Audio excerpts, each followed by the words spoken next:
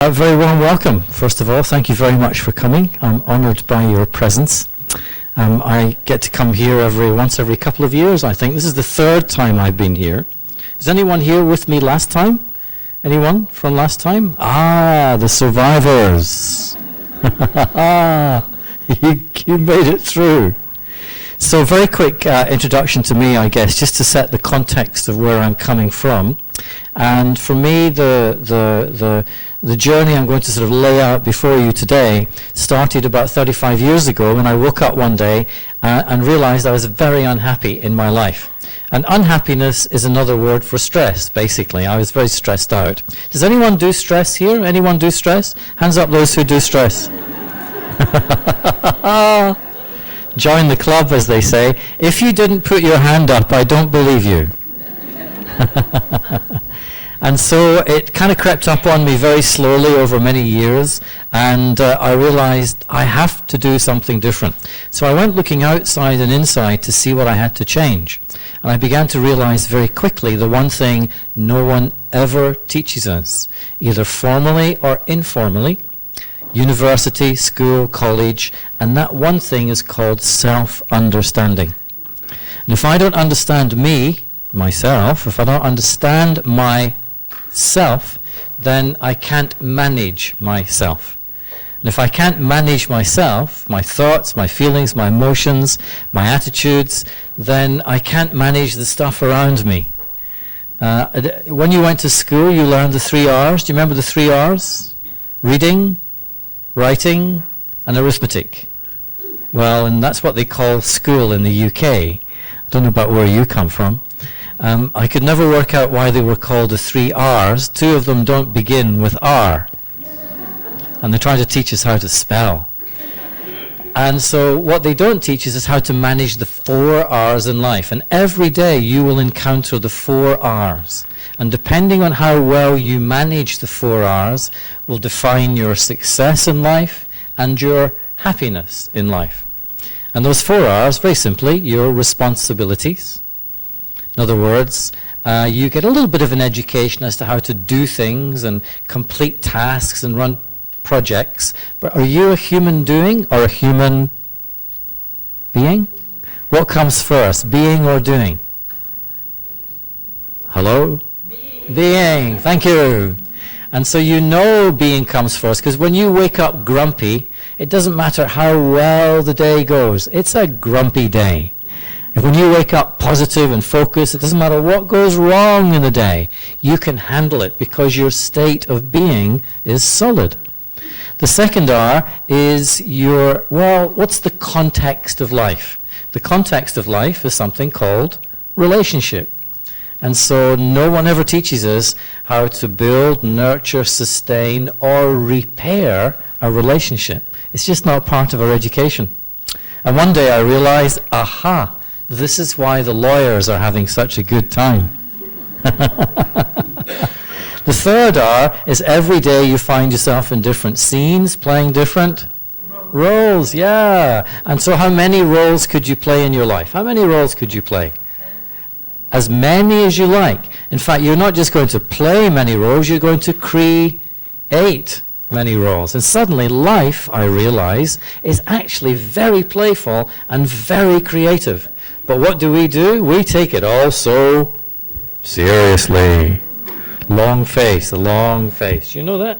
And so we forget that life is a game. I'm here to play the game of life. And the reason is we get locked into usually 2 roles. One at home and one at work. That's what I do. My role at home and my role at work. That's all I do. And I've got to make sure I keep those roles solid. And we forget to be creative. Then the 4th R is your resources. In other words, your energy. And every human being has 4 levels of energy. Physical, mental, emotional, and spiritual. We get a little bit of an education as to how to manage this, our physical bodies, diet, relaxation, rest, no problem. But no one teaches us how the other 3 levels work, the mental, emotional, and spiritual. 75% of my life will be how I use that energy, those energies. And most of us, we don't even understand how they work. And that's why, essentially, we become a little bit stressed out a little bit too frequently, or a little bit unhappy a little bit too frequently. But of course, unhappiness can be avoided. Unhappiness can be avoided when we take recourse to our most common drugs. You know the most common drugs for unhappiness? Chocolate and television. And of course, for so long, that's okay, until one day that's not enough. It doesn't lift me out of my stress. It doesn't lift me out of my unhappiness. And that's the day we suddenly start being curious. Maybe there's something I need to change within me, within myself. And that's what I'd like to share with you today. A few insights as to what I can change within myself. A few insights as to why we become a little bit stressful. A few insights as to why, I guess, we lose the wellness of our being.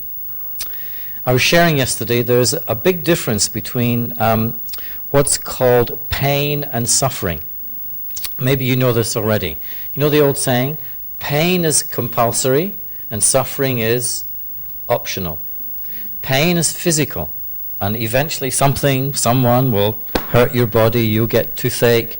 Pain is inevitable, really, at some stage in your life.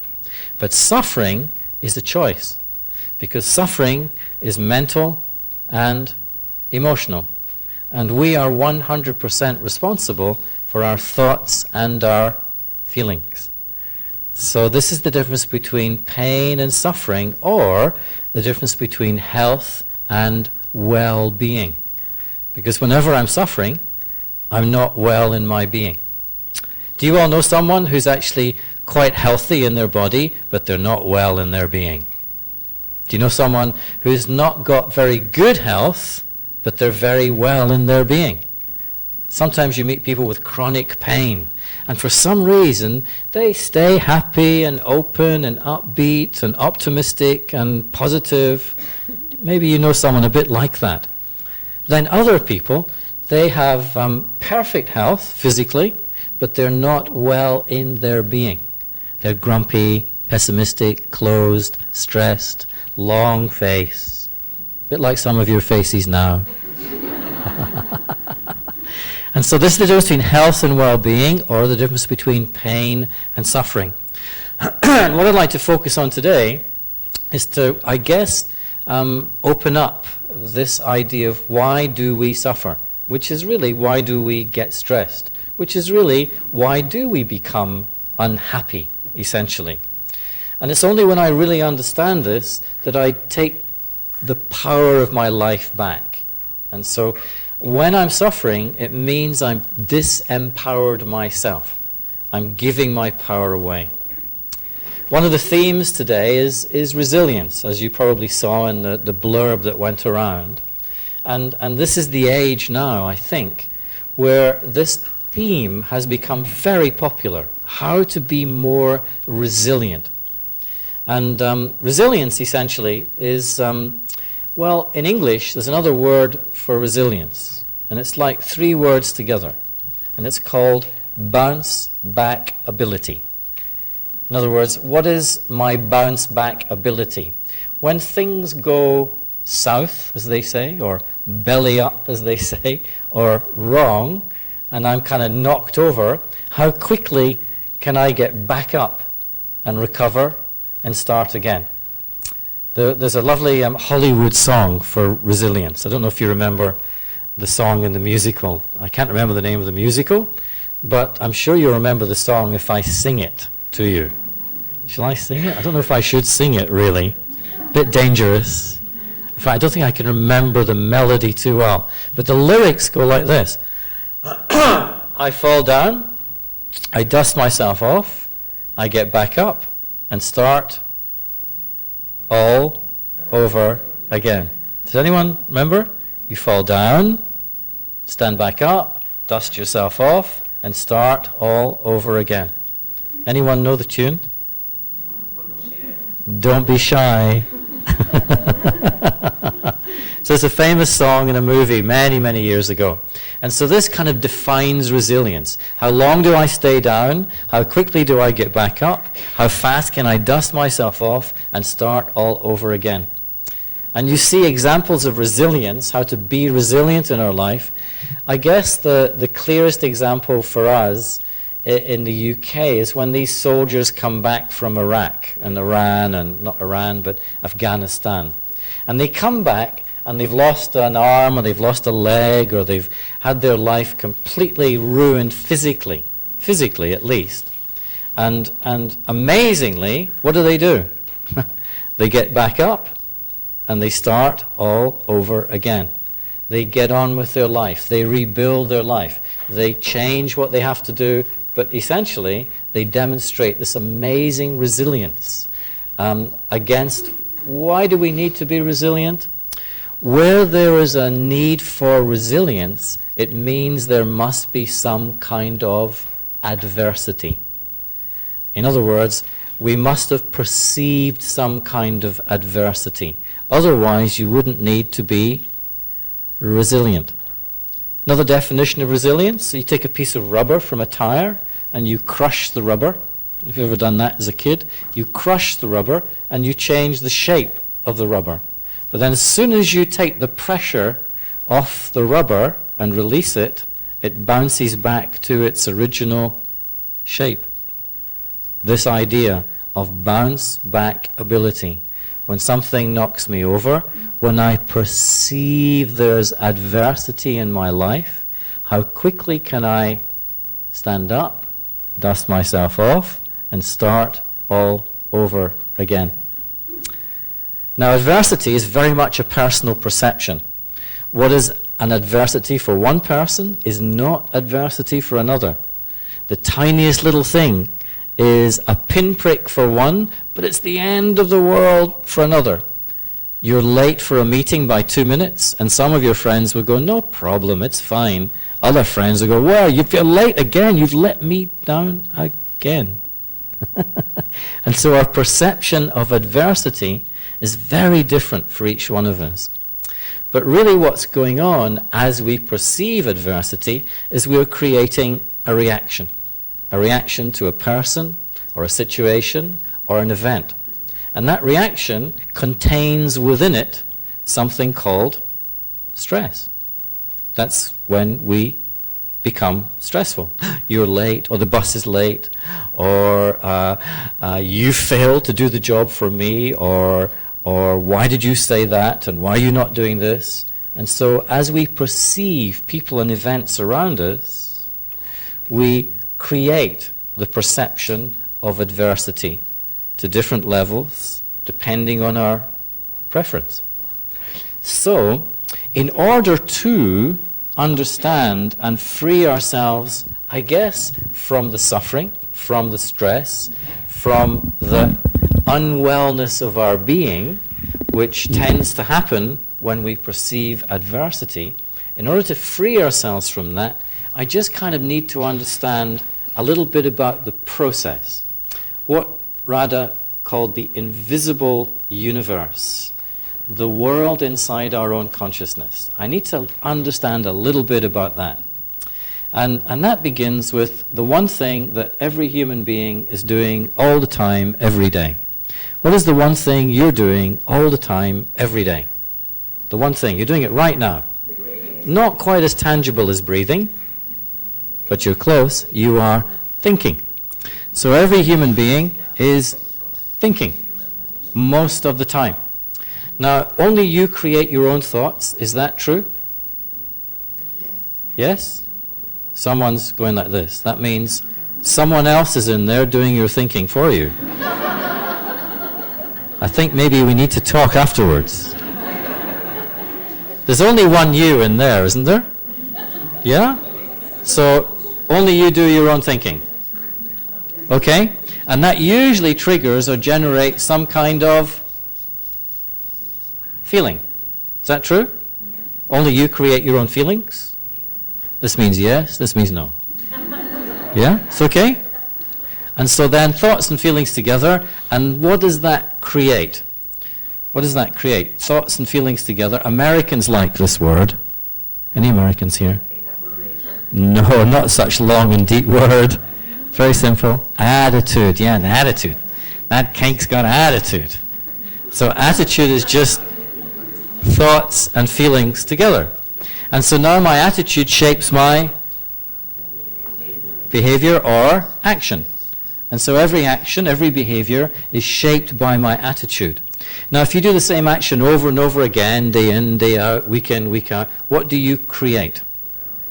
You get habit. This is how we get to habit. And they say that 80% of our life is lived by habit. And so you got the left-hand side of the bed, not the right. You put your socks on before your shoes, I hope. You put the milk in before the sugar, and so you go this way to work, not that way. It's all more or less habit. What's inside the computer so you know you'll get what you want on the screen when you press the keyboard? What's inside the computer? Program. And so habit of action, habit of attitude, habit of feeling, habit of thought. Put all these habits together, and what do we create? We don't use the word program for human beings, but what we get is our own unique personality. This is how we create our personality. It's just a matrix of habits together in our consciousness, in the being that we are. Now I take my personality out into my journey through life, into the context of all my relationships, and what do I create? What's at the end of every journey? Some people say death at this point. Not very optimistic. The end of every journey, my destiny, my destination.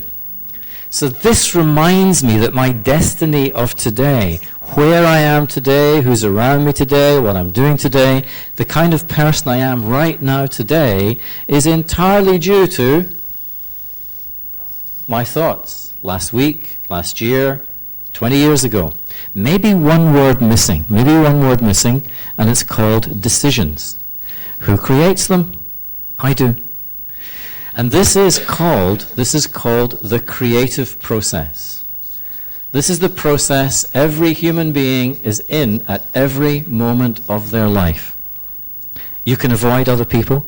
You could avoid going to work. You could even avoid getting out of bed in the morning. But the one thing you cannot avoid is the process by which you will create your destiny. So far, so good? So, by the end of today, you will forget that you told me that you are responsible for your thoughts and feelings. Probably on the way home tonight, you'll be driving home, and you'll do the Clint Eastwood walk through the high street of life. You all know the Clint Eastwood walk? 2 6 guns, fully loaded, metaphorically speaking. And you'll bring out one of those guns and you say, that guy in the car in front, he's going too slow. He's irritating me. Bang. I remember what you said last week. I'm still fed up with you. Bang. I hate with this government. Bang. My boss, he needs to be fired. Bang. I'm upset with you. Bang, bang, and bang. And this is the moment I go, you make me feel. No, you don't. Who makes me feel? It's me.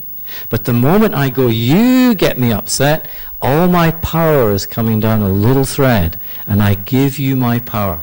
I disempower myself. What do I put in your hands? My destiny. And in that moment, I play brilliant victim. That's why the most common disease in the world today is not stress, it's called victimitis. And that's the moment we go, you're making me upset, you're making me feel like this. And we have 2 brilliant teachers of this. And those teachers are called Hollywood and Bollywood.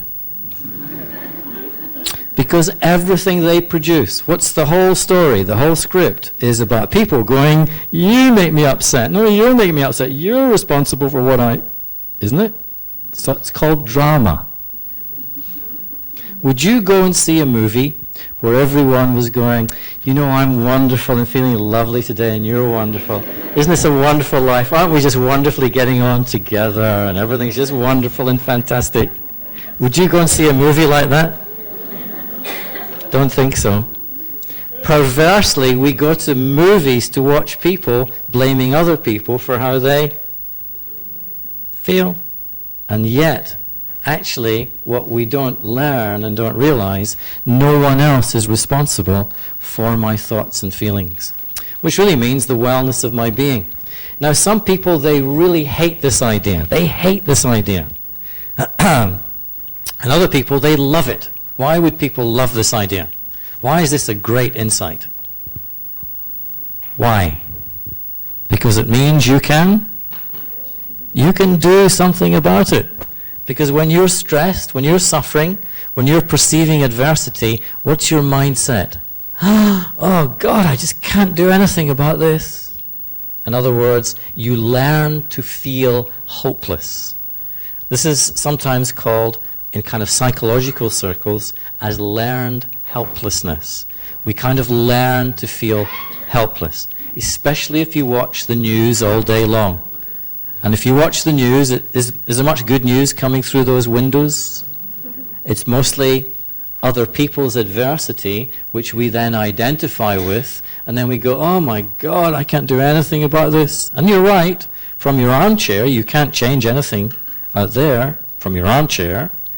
But if you keep thinking, I can't do anything about that in relation to other people in the world, eventually that thought becomes a habit that you have towards yourself and your own life. And suddenly, oh, I can't do anything.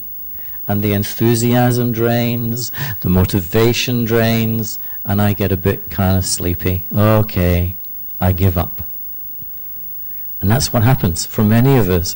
And we become lazy, and we lose our inner strength, because we keep giving our power to someone else, or some other situation, or some event. And that's just become a habit.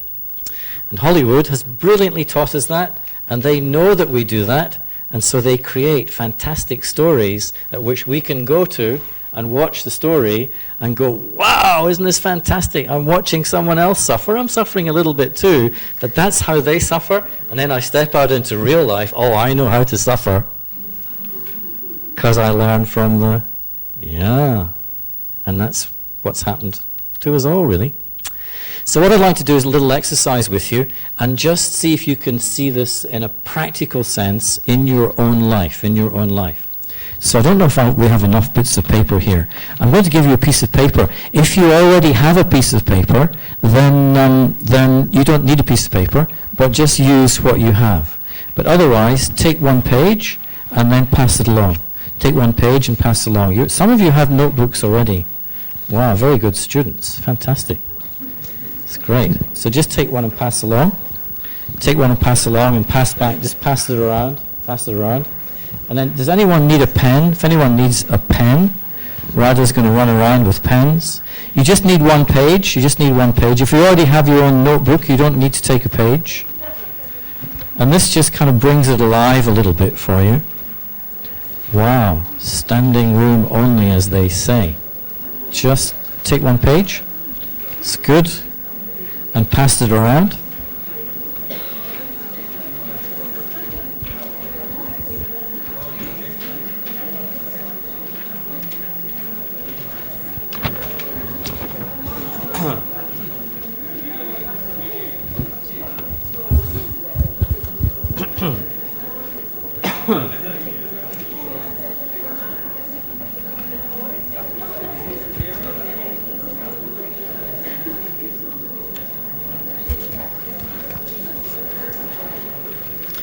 It's good. Now, if you have your own pad or your own paper, do not do this. Do not do what I say.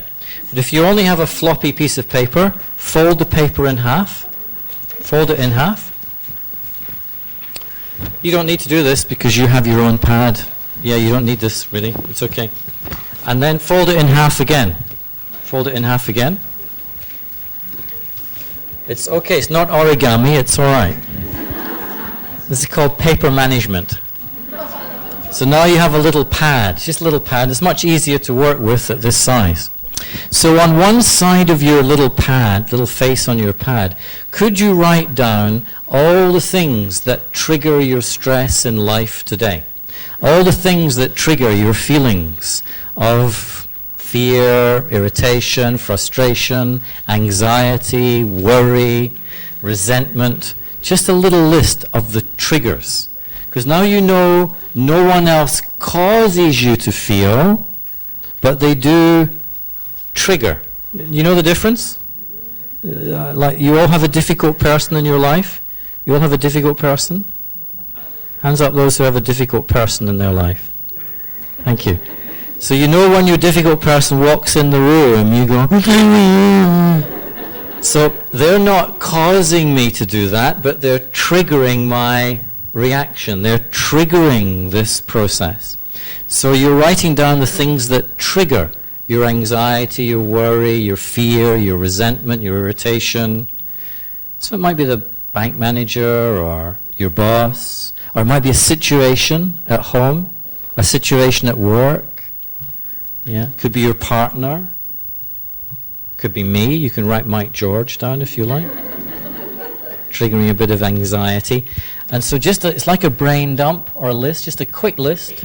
Just 2 or 3 words for each one so that you know what it is. Don't write a big long sentence. Just you're doing a quick list of things. Just a list.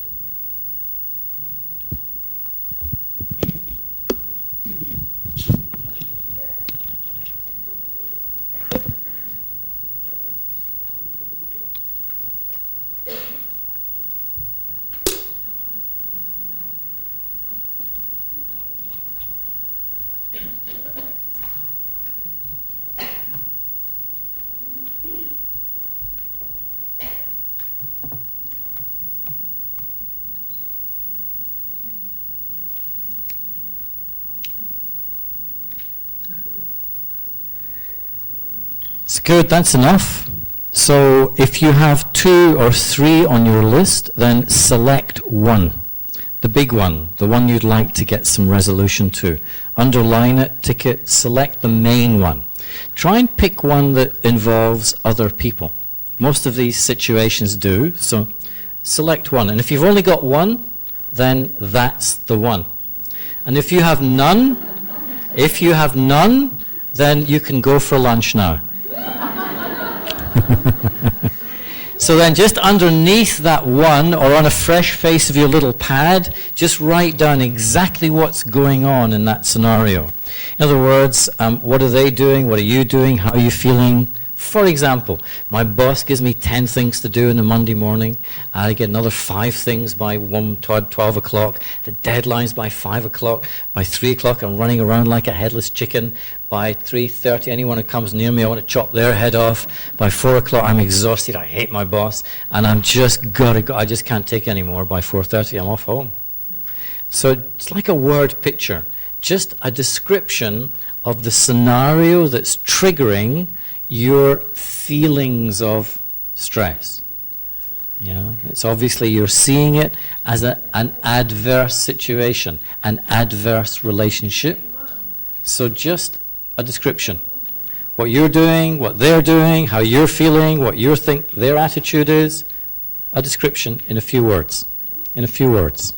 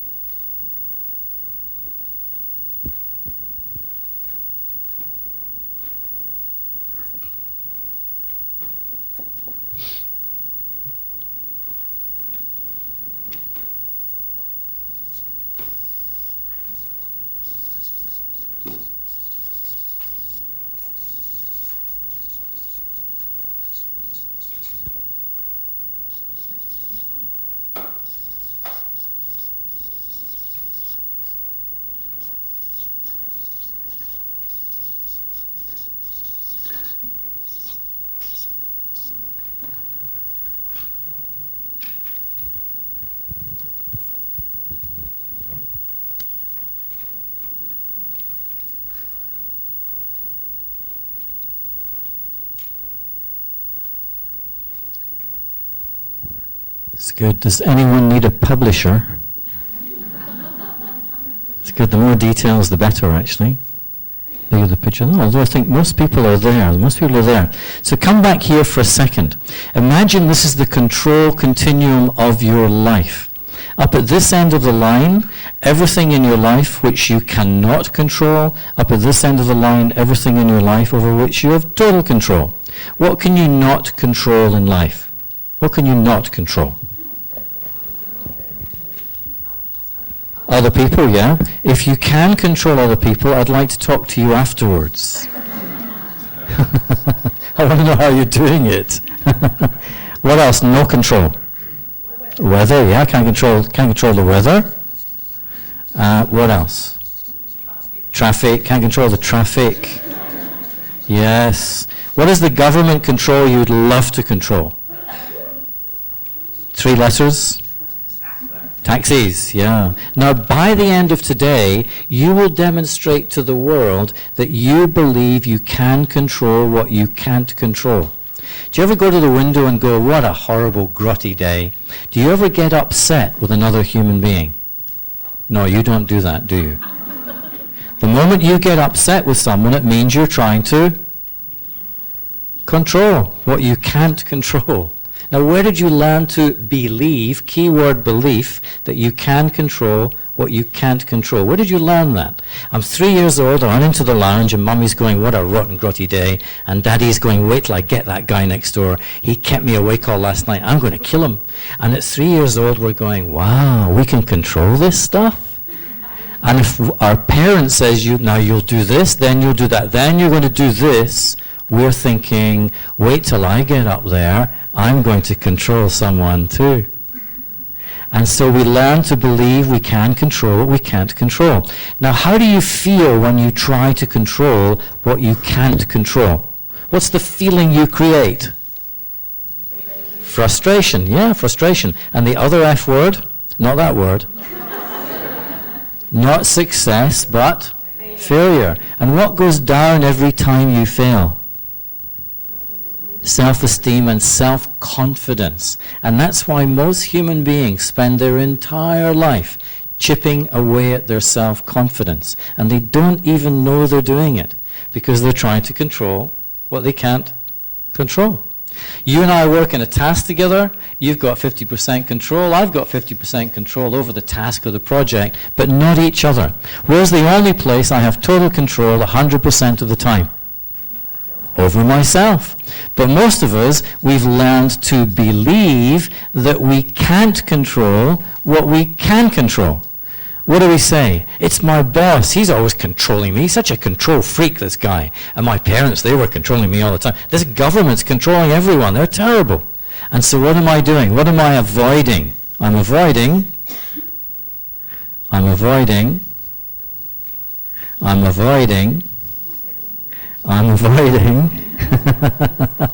the one thing I can control. The only thing I can control is how I respond to what's going on around me. And that, for human beings, is where freedom begins. That's where freedom has its origin. In fact, that's where choice has its origin. Because there's one thing no one can ever take away from you, and that is your freedom to choose how you respond. And then there's another continuum. You can either respond what's called proactively. You can either be proactive, which really means positive, or down at the end of that continuum, you can be the negaholic. Do you all know what a negaholic is? Do you all have a negaholic back in the ranch? You know the negaholic? They get a nice blue sky and they'll go, where's the cloud? I'll find a cloud. It's somewhere. And they're never happy with anything. They're always unhappy with everything. Now, there's a little formula for success in life. There is a formula for success. And if you take nothing away from today, please take this and play with this. E plus R equals O. E stands for the event. R stands for the response. And O stands for the outcome. The outcome, the result. Every day of your life, you have two kinds of outcomes, two kinds of results, outside and inside. My relationships today, the result of all my responses yesterday. My level of self-esteem, self-confidence today, the result of all my yesterdays. Are there any outcomes, results, that you'd like to change in your life? Most people say, yes, please, that's why I came.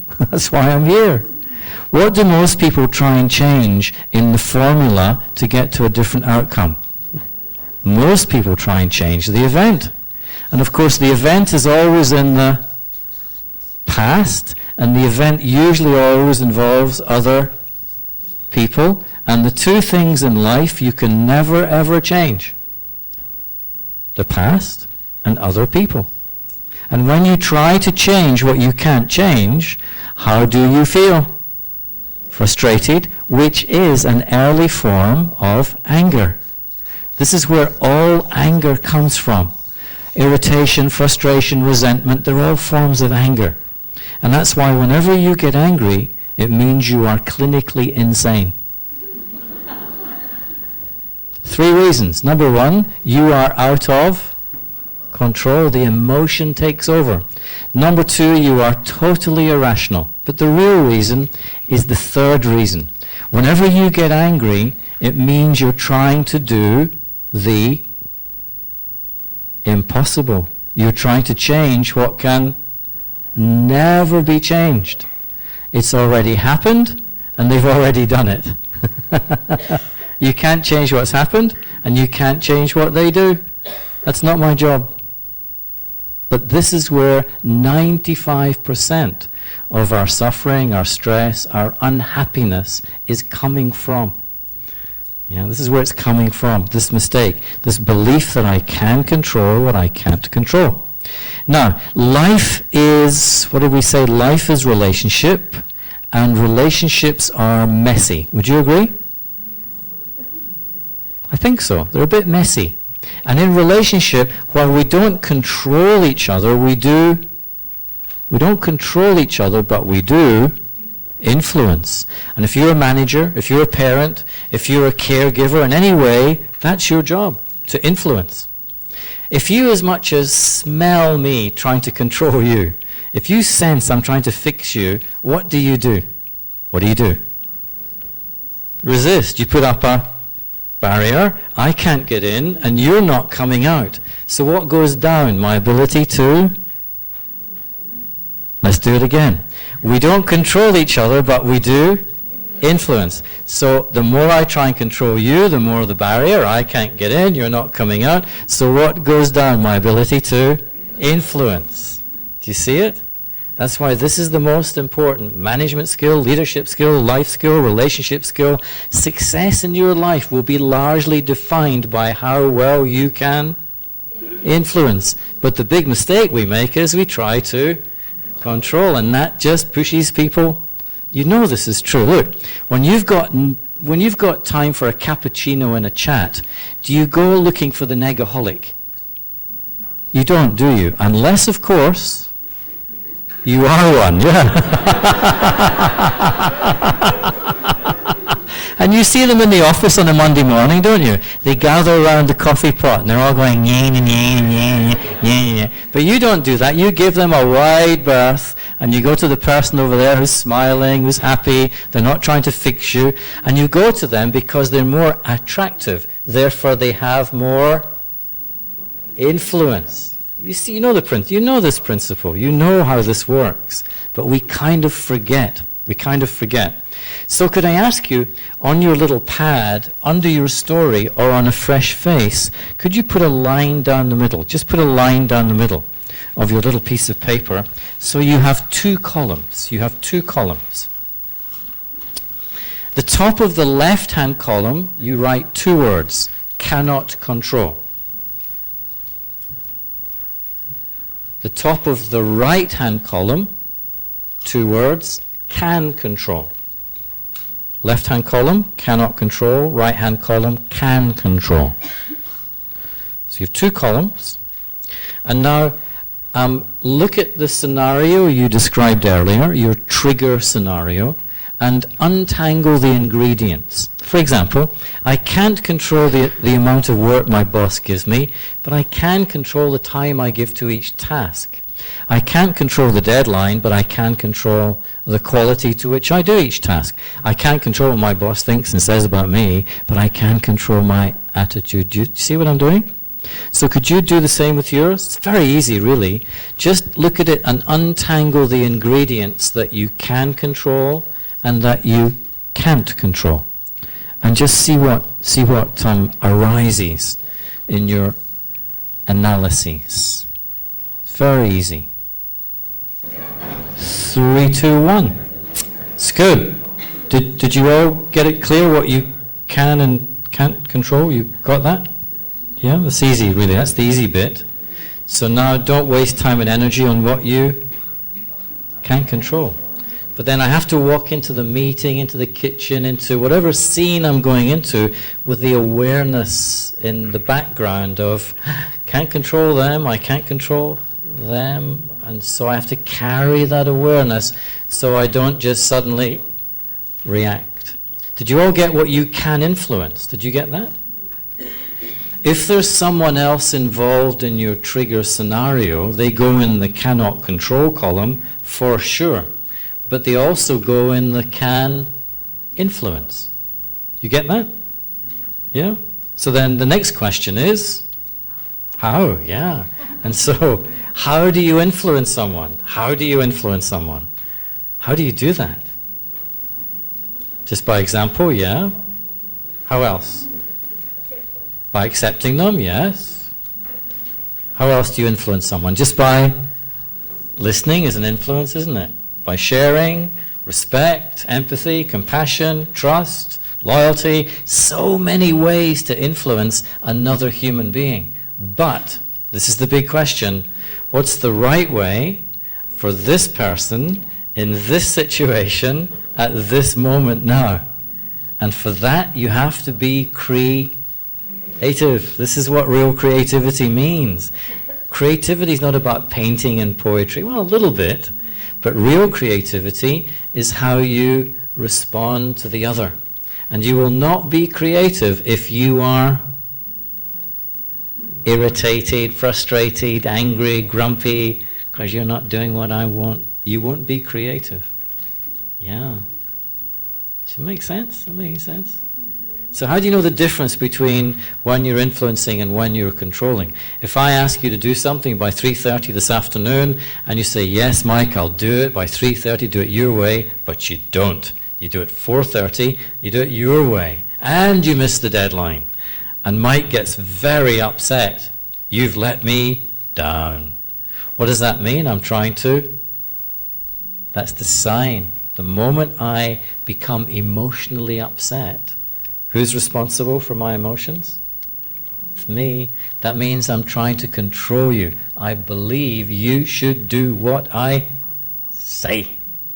Whereas if I've truly realized you cannot control anyone, ever, wow, if I've really had that penny drop, I would not become upset.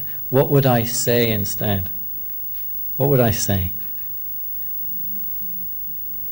Very hard for adults to do this.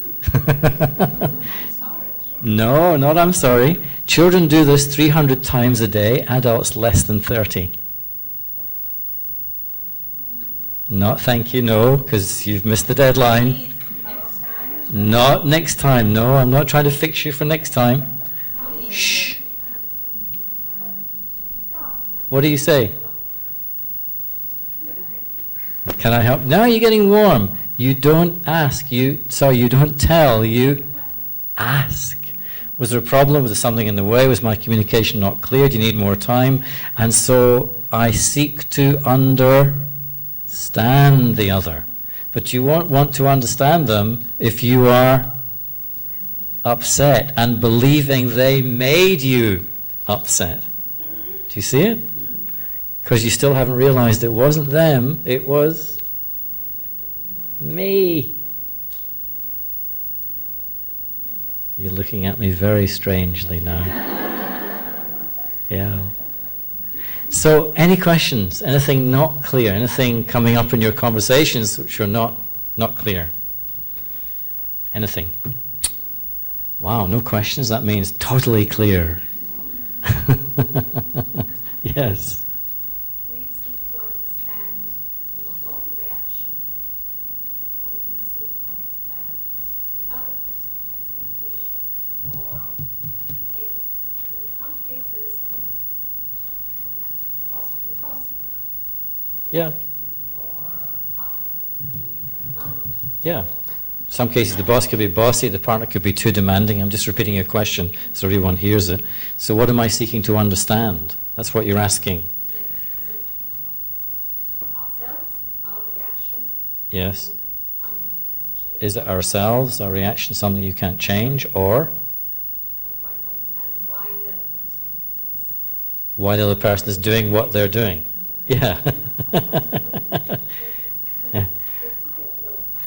Well, you know, if you're in a formal position of being a manager or a leader in any sort of context, then you could say that's your job, to understand others as well as yourself. But first I have to understand me.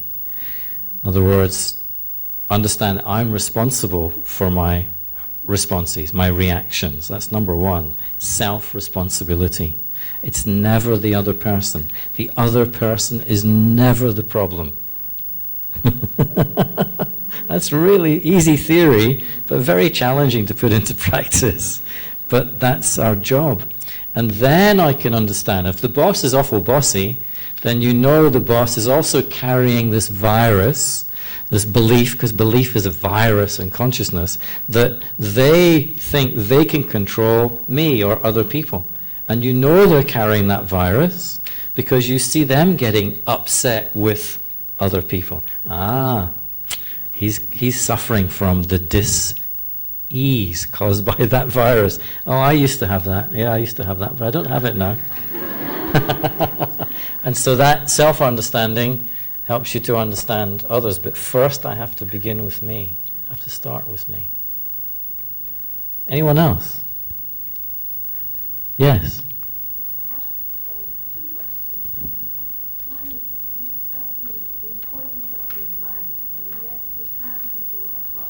Yes. Yes. Certain environments than others. And so what's the point where you can work on yourself to maybe work with an environment, or at some point the control or the influence is changing the environment in which you operate? And another thing in terms of, I think what's challenging for many of us in this house is it's not so much understanding the other person, it's understanding the anonymity of a big system composed of thousands of people. Yes. Where you end up in systems where you don't see the purpose anymore. And Yes. you have to understand that. Yeah.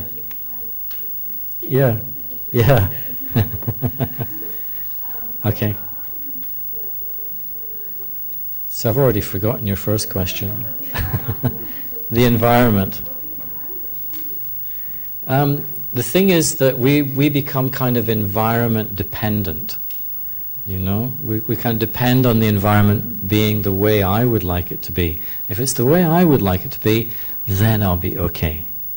But actually that's never the case in life. If you look at your journey through life, you're walking through environments that are never perfect, they're never ideal. Now as long as you're looking for the ideal, you miss the real. That's what I'm coming to. And so your perception is coming from the belief that it should be this way and not that way. That things should be like this and not that. And because you've got that attachment to the ideal, you're not able to work with the real. You lose your flexibility, you lose your adaptability, you lose your ability to embrace others in that environment because you want it to be this way, my way. And if it's my way, I'll be happy. And I'm unhappy because it's not my way.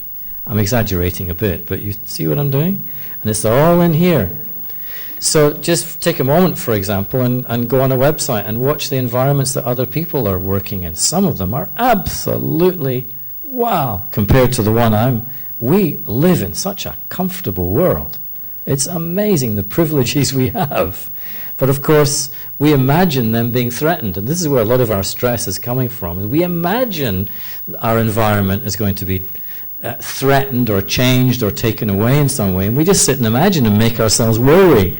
And that's what stress is, and this is crazy. So notice, if you resist the environment, that's causing your unhappiness, suffering, stress. The secret, the solution, accept everything as it is, everyone as they are. And then you relax into the environment, and paradoxically, you'll have more influence as to how it develops. In big organizations, unfortunately, there are big systems, because big organizations need big systems to operate. And the bigger the organization, the more detached, separate from the center that you are. But that's just the way things are. And so again, if I resist it, if I try and change it, I'll be frustrated a lot. If I try and control it, if I get upset with it, I'm making myself unhappy. The secret is to accept it and say, can I have any influence over this? And if I can have influence, then what is it that I need to do that? But as long as people sense you're resisting the system, those who can influence the system will resist you. And so it's got to be clever in a sense, be creative. But that's what comes with the job.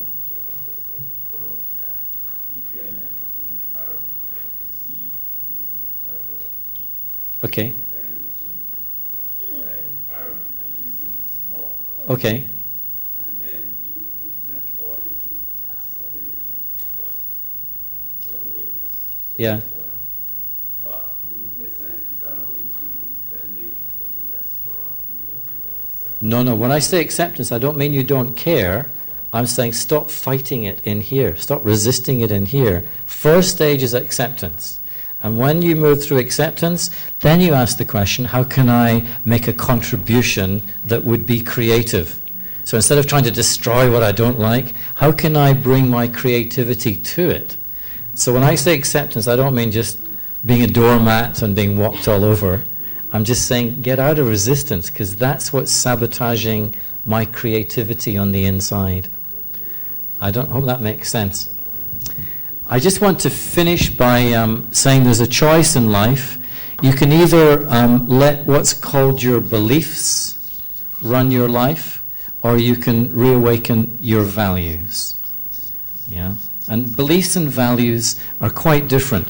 Beliefs are what I think is true, but I don't know is true.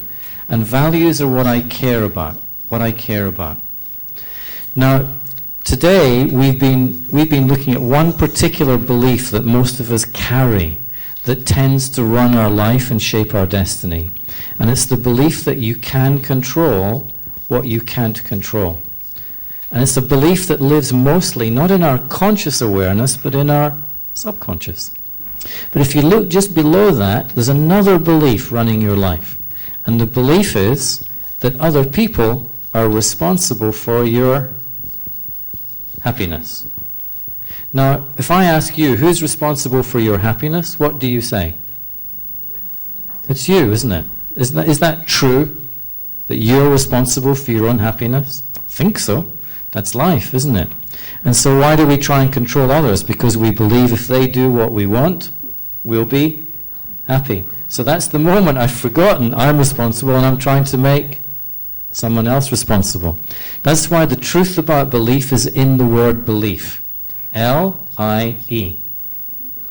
Beliefs are lies. The being is lying to itself. So, the truth is, I'm responsible for my happiness, and I can't control anyone except for myself. So, that will not change until I awaken my values, if you like. Now, what are the things you value, care about most? When I ask this question as I go around the world, I get the same answer in absolutely every culture, every nation. And the three things that people value most, FFH, family, friends, and health, and their health. But let's go below that for a second and ask the question, why do I value family, friends, and health?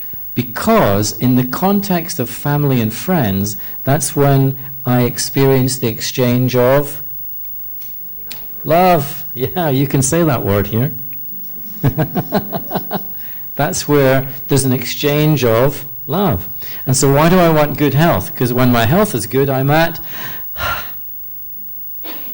peace within myself. I'm at peace. And have you ever noticed that only when there is peace and love can you be happy? True happiness. That's why the hippies were right. Any old hippies here? Hands up, the hippies. Thank you. The hippies were right. They just had the wrong method.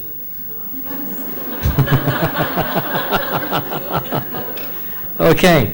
Final question. Where are these? Where do you find these three things you care about the most? Where are they? They're already within you. Is that true? I think so. At least once a year you go to the department store, you buy a beautiful gift, actually maybe in a few weeks, and you'll take it to someone in your life and you'll say, this is from me to you with so much love. Now, where did the love come from? The department store? If it did, I want to know where you're shopping. It came from within. Can I ever take that away? No, I can take everything else in your life away, but I cannot take away the thing you value most, which you already have within you. Do you see it?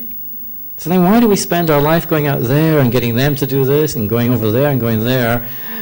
Because we've learned to believe that to feel love, to feel peace, to feel happy, we've learned to believe that you have to go and get something, someone, somewhere.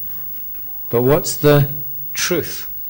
The truth is that to feel these things, you don't go and get, you go and give. Because when you give the gift with love, who feels it first on the way out? You do. Is that true? What gives you greatest satisfaction? The giving or the getting? Are you sure? For a few minutes at least. So when you awaken your values, and it really is about waking that up, because these beliefs are blocking the empowering of your values, then when someone doesn't do what you want them to do, yesterday you condemned them. There was condemnation. You've let me down. I don't like you. But if you're operating from your values, you don't condemn, you understand, because that's what love does. You have compassion. And you make the shift from condemnation to compassion. And that's the biggest shift in our life. That's why don't watch the news too much. Don't read the papers too much. Because the whole language is about condemning others for what they've done, or not done, or are going to do. And so it just becomes a habit. And the habit then sabotages our happiness. Make sense? Do you see it? That's the journey. That's the journey. It's in short, on one page, on a flip chart. It's not that simple, obviously. But it gives you a bit of an idea, a bit of a roadmap, if you like. So it's good. Any other questions? Anything else coming up in your head or in your conversations? Fantastic. I can tell there's a lunch vibration in the room. Time for lunch. Yes, one more.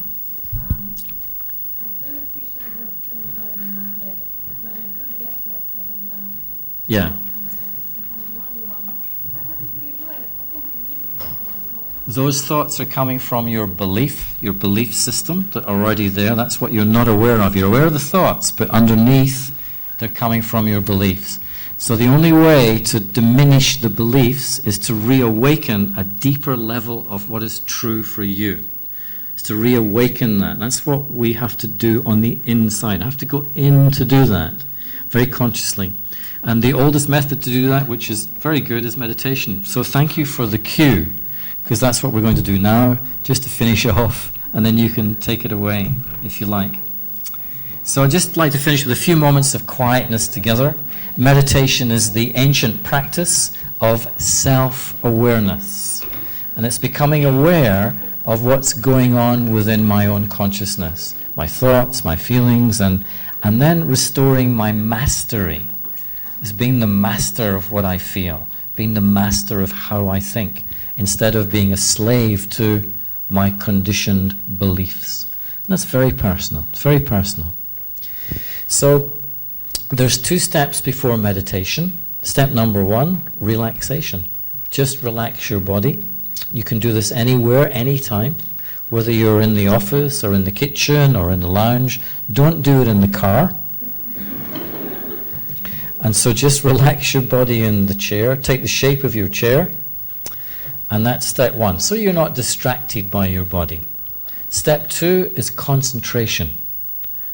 And that means just holding your attention gently on one thing. Sounds easy, but it's quite challenging.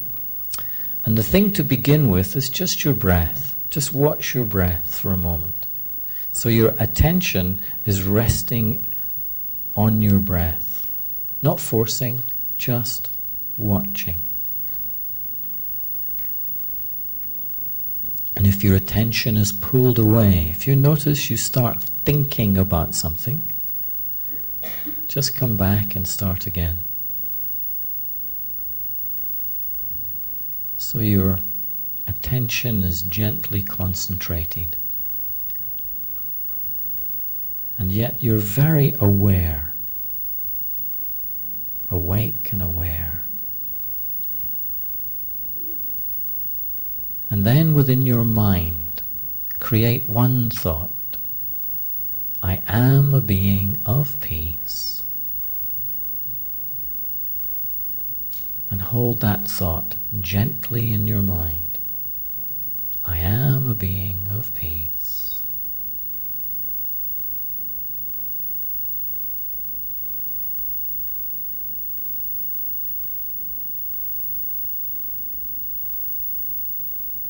And then let that thought fade away. And notice what remains. There's a feeling of peace.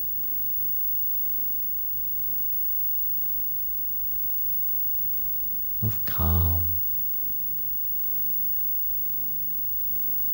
Now the mind is quiet.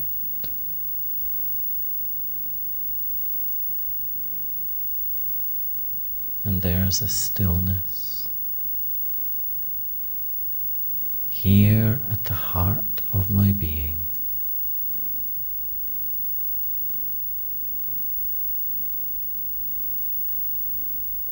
Silent and still.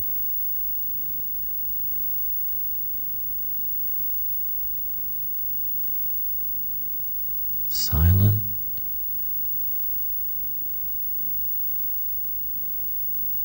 and still.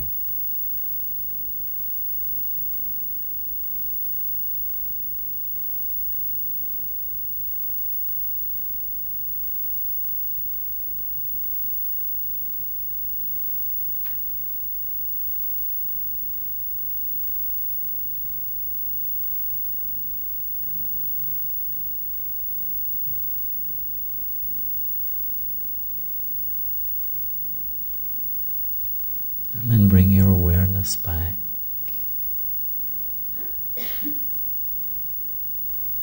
Back to the room around you. But bring that stillness with you. So as you listen through your ears, hear from that stillness.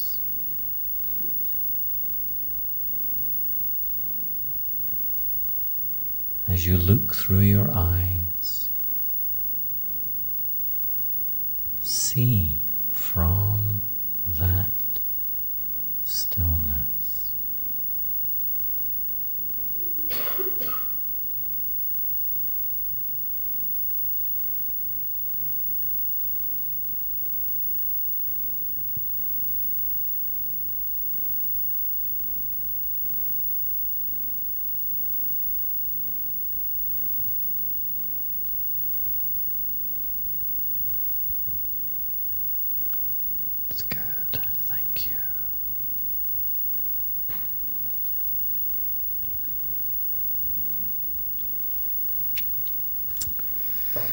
It's great. So thank you very much for coming. Thanks for playing.